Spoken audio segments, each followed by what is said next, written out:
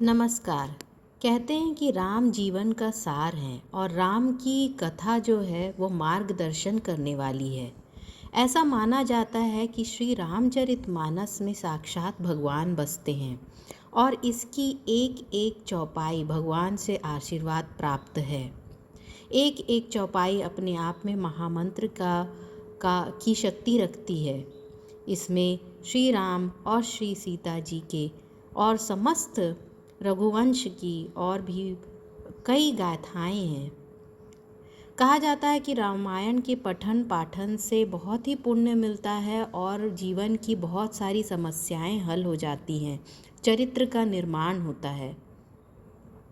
श्री रामचरितमानस को घर में रखना ही अपने आप में एक पवित्र काम माना जाता है और कहा जाता है कि जहाँ श्री रामचरितमानस रहती है और जहाँ उनका सम्मान किया जाता है, उस घर में हर तरह की खुशहाली होती है। उस घर के बच्चों का चरित्र अच्छा रहता है और वह बहुत ही नेक निकलते हैं।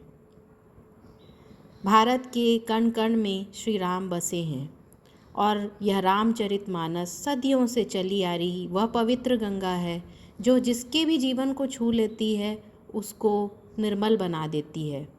राम नाम तारक मंत्र है और रामचरितमानस एक बहुत ही अच्छा साधन है भगवान से जुड़ने का। पर हम में से बहुत से कम लोग हैं जिन्होंने रामचरितमानस पूरी तरह से पढ़ी है।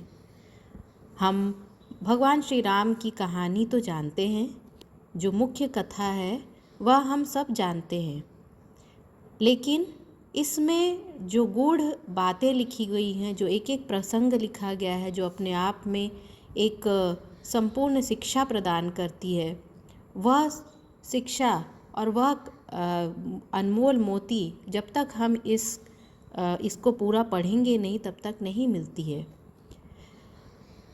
लेकिन कहा जाता है कि आजकल लोग कहते हैं कि समय कहाँ है पढ़ने का, और इसीलिए कुछ संतों ने ऐसा सुझाव दिया है कि अगर हम समय निकाल कर सिर्फ 5 चौपाई रोज़ पढ़ें तो हम कुछ दिनों में, कुछ महीनों में हम पूरी रामचरितमानस पढ़ लेंगे। इसे करने के लिए भी हमें संकल्प और दृढ़ निश्चय की ज़रूरत है कि हम यह रोज़ करें। इसी उद्देश्य को ध्यान में रखते हुए हम यह सीरीज़ लेकर आए हैं जिसमें आप और हम रामचरितमानस साथ में पढ़ेंगे। इससे फ़ायदा ये होगा कि एक निरंतरता बनेगी और साथ में पढ़ने से हम इसके मतलब को भी देख सकते हैं, हम इसकी कुछ बातों को डिस्कस भी कर सकते हैं जिससे कि ज्ञान बढ़ेगा। यह पूरा जो 5 चौपाई पढ़ना और उसकी व्याख्या पढ़ना है, यह आपका 5 से 10 मिनट से ज़्यादा का समय नहीं लगेगा। अगर आपके पास रामचरितमानस है तो आप साथ में लेकर बैठ सकते हैं, नहीं भी है तो आप हमारे साथ इसमें जुड़ के इस कथा का श्रवण कर सकते हैं। एक एक चौपाई हम और आप देख सकते हैं। तो हम 5 चौपाई रोज़ पढ़ेंगे। कभी कभी कुछ ज्ञान, कुछ जो जानकारियाँ रहती हैं वो उन चौपाइयों के आसपास रहती हैं जिन्हें पढ़ना उन चौपाइयों की निरंतरता के लिए ज़रूरी होता है। ऐसे केस में हम कुछ ज़्यादा भी जानकारी पढ़ सकते हैं, पर यह हम जितना संक्षिप्त हो सकता है वो रखेंगे। जहाँ संस्कृत आएगा हम कोशिश करेंगे ज़्यादातर हम उसका अनुवाद पढ़ें ताकि सबको समझ में आए। वैसे तो श्री रामचरितमानस मूलतः अवधी भाषा, हिंदी भाषा जो एक बोली है, अवधी भाषा में लिखी गई है और इसका हिंदी में व्याख्या किया है श्री हनुमान प्रसाद पोद्दार जी ने। तो वो ये अपने आप में समझने के लिए बहुत आसान है और इसका ही रसपान जो है हम करने वाले हैं।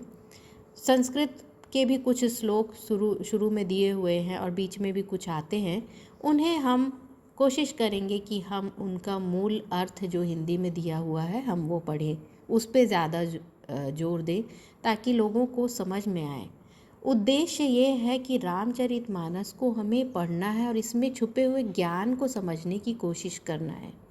हर अध्याय के बाद या हर घटनाक्रम के बाद हम कोशिश करेंगे कि 1 या 2 मिनट में हमने जो पढ़ा है उसको हम समराइज़ कर सकें, ताकि जो आप एक से दूसरा लिंक जो है वह समझ सकें।